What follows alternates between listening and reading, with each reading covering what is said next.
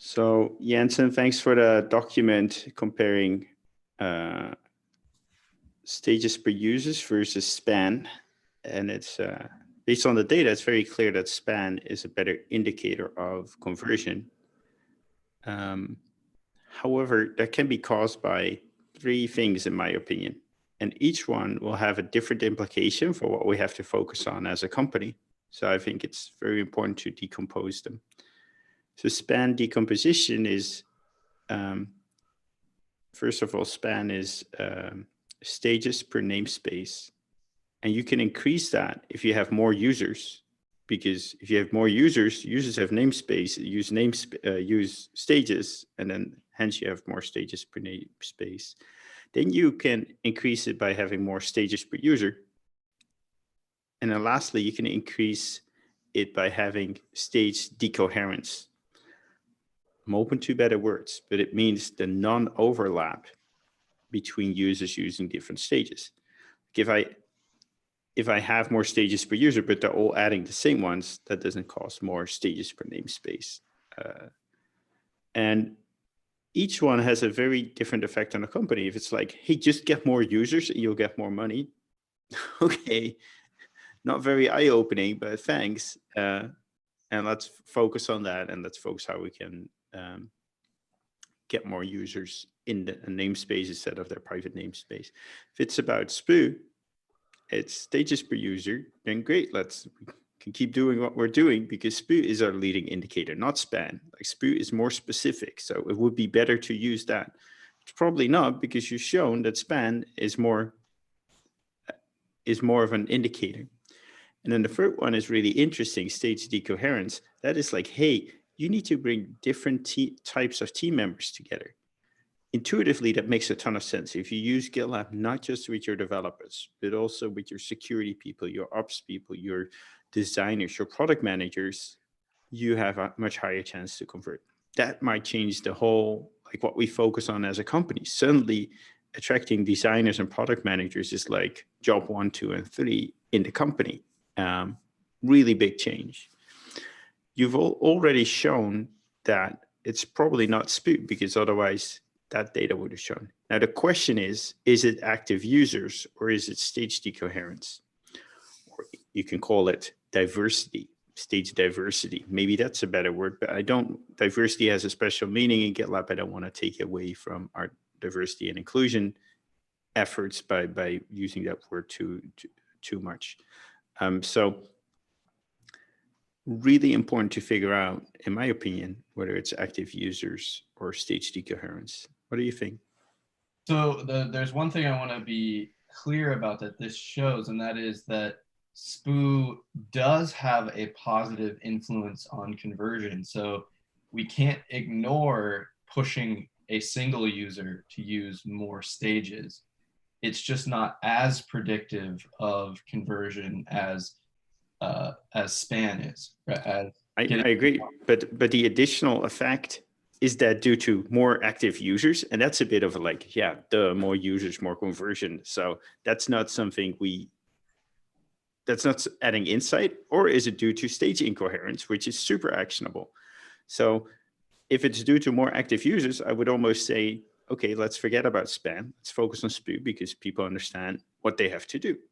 If it's due to stage decoherence, like, wow, that changes our strategy as a company. So we got to figure out which is it, and probably a bit of both, but which one is yeah, and that's sort of absolutely what we're exploring at the moment. I'll share some sort of preliminary data with you. So I want to just say that we're in that further analysis section. It breaks down what you're talking about. You're being a little bit more explicit in naming the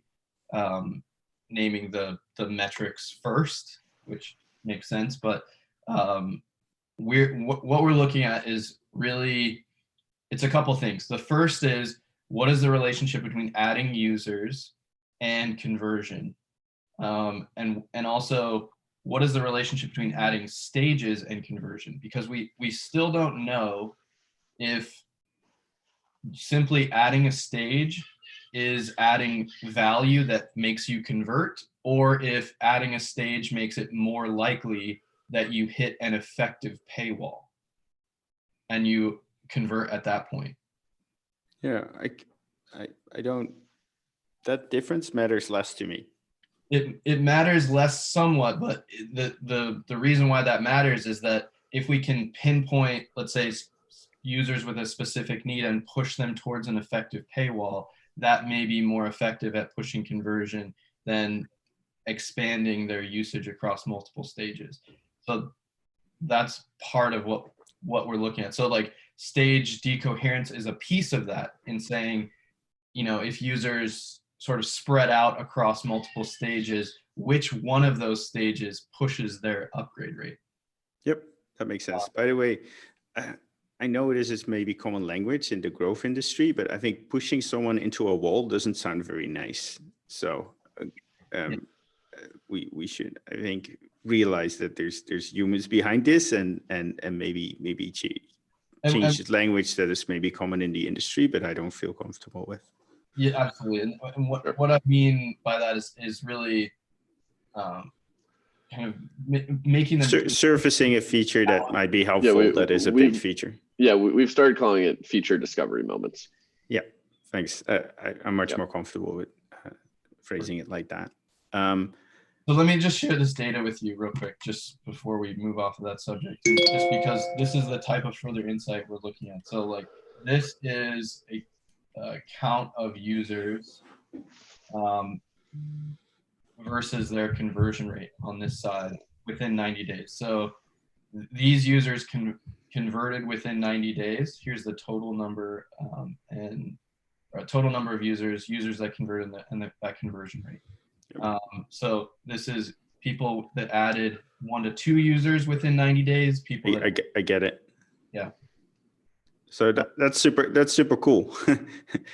At 30 users, we now forbid you from adding more users to your group. I'm kidding. But I mean, what's even more interesting is those users at 7 days that add users, it caps out at 4 users within 7 days. Yeah, that's cool. And this is kind of the famous Facebook metrics. Like if we can have you add 10 friends in the first 24 hours, you're going to convert. So that's hinting at that. And that's maybe I was a bit like, I would call it obvious, but even though it's obvious, it's still a very helpful metric. And we should probably focus more on having people invite people. So I love to see of the SpAN kind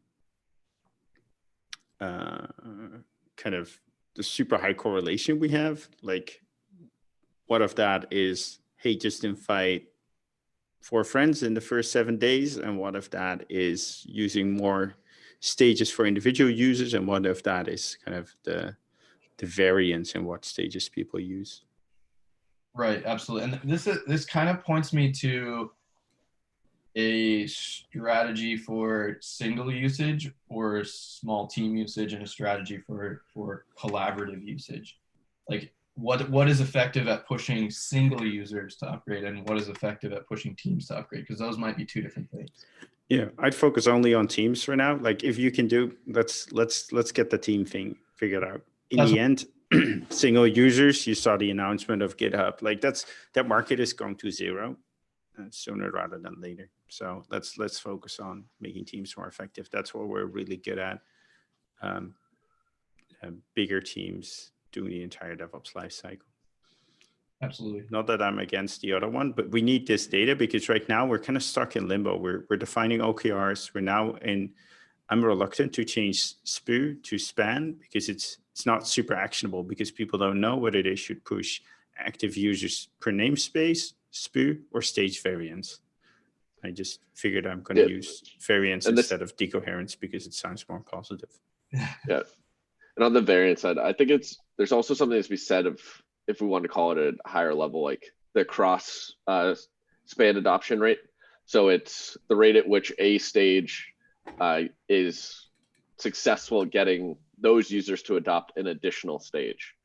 Because then you're incentivizing those teams not just to look at the success of their stage, but how well those users are at getting other team members to adopt other stages within GitLab. Yeah, that seems even more complicated. So all these things make sense, including focusing on individual users. But I'd really like to, it's now April 15th. If we're going to put this in next quarter's OKRs, we need we need to figure this out sooner rather than later. Yeah, absolutely. Because right now people are making their OKRs, they're making it on SpU. If it should be something else, I wanna get there. Absolutely. So we're looking into it. One thing I'll say though is that this is me putting together all of these SQL queries, and then I get them checked with our data analysts because they don't have time. They're concentrating across the company, so it's hard to sort of like speedily move through this since I'm not like an expert in our data schema and stuff like that. So Okay, so let's stop the live stream, Bradley.